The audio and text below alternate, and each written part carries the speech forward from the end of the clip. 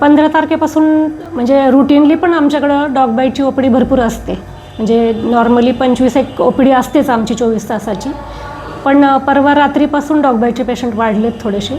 15 तारखेला रात्री 13, कालच्या रात्री 28 आणि आज सकाळपासून 10. म्हणजे हे फर्स्ट डोस घेतलेले पेशंट आहेत इंजेक्शन.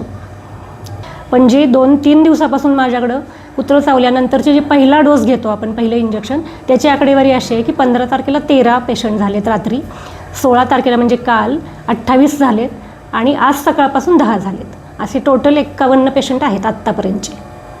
त्याच्यापैकी एक 6-7 पेशंट असे जरा जास्त सिरियस होते, म्हणजे तोंडावर पूर्ण डीप चावा घेतलेला होता आणि सिरियस वाटणारे असे पेशंट होते. परंतु त्यांना आपण पहिली प्राथमिक ट्रीटमेंट म्हणजे ती जखम स्वच्छ धुवायला लावतो डेटॉलनी किंवा रनिंग टॅपखाली धुवायला लावतो. पहिलं इंजेक्शन देतो रॅबीपूरचं आणि त्यांना दुसरं जे इंजेक्शन असतं 24 तासाच्या आत घ्यायचं असतं ते इम्युनोग्लोबिनचं इंजेक्शन असतं. ते घेण्यासाठी आपण आपल्याकडे अवेलेबल नसतं म्हणून आपण YCM जवळच्या हायर सेंटरला पाठवतो. तसं आपण पाठवलेलं आहे त्या रुग्णांना.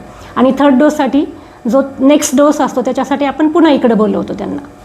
आउटडोअर ॲक्टिव्हिटी नसतात आमच्या, इथं येणारे रुग्णच आम्हाला समजतात. त्याच्यामुळे मी हे डिफरन्शिएट करू शकत नाही की ते त्याच पिसाळलेल्या कुत्र्यांनी चावा घेतलेले रुग्ण आहेत का इतर दुसऱ्या जनरल नेहमीच्या कुत्र्यांनी वगैरे चावा घेतलेले आहेत. पण फक्त काल आकडा वाढला होता त्याच्यामुळं असं म्हणायला अंदाज वर्तवायला हरकत नाही की त्या कुत्र्यांनी चावा घेतलेले रुग्ण असू शकतात.